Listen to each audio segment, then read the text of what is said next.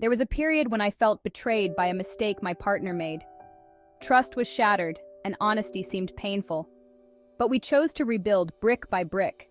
We had countless heart-to-heart talks, laid everything on the table, and promised to be completely transparent. It wasn't easy, but the effort was worth it. Today, our trust is stronger than ever, and honesty has become our foundation.